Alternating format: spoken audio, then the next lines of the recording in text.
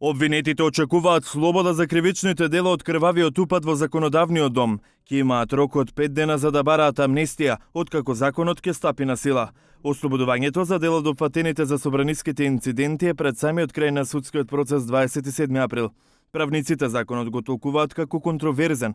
Адвокатот Еленко Миланов смета дека откако ќе почне постапката за амнестија, треба да се стопираат судењата за 27 април.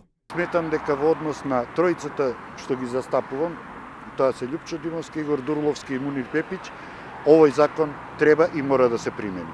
Ќе биде доста контроверзно и мислам дека долго време нема да се одлучи по сите барања и оние кои што ќе ги поднесат.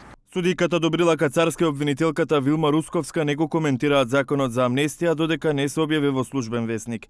Шефицата на специјалното јавно обвинителство Катица Јанева направи паралела со амнестијата на Иванов од 2015 година, го сподели тогашниот проблем на СЈО. Тоа влијаеше со тоа што 2 месеца не работеше обвинителството во делот на редовното работење.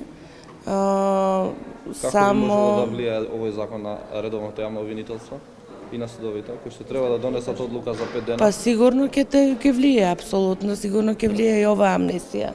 Но не би можела, се оградувам, верувајте, не би сакала да коментирам нешто што не е во мој домен. Законот за амнестија нема да влијае само врз судскиот процес за собраниските инциденти против 33-цата обвинети. Во Правда и неправда, шефовите на Скопското обвинителство и на Академијата за судии и јавни обвинители, Сашо Рајчев и Наташа Габра Дамјановска, коментираа дали законот прави упад врз судот или чекор кон помирување. Имате право и кога велите дека има одредена политичка логика на моментот во кој што се наоѓаме. Дали е правично? Не е. Импулсот на секој правник би рекол дека не е. Секој дело треба да биде казнето. Морам да кажам и дека во Основното обвинителство Скопје има десетина предмети кои што се однесуваат на насилствата во собранието. Дел од тие предмети се правосудно завршени, дел се во фаза на жалбена постапка, а дел се во фаза на судење.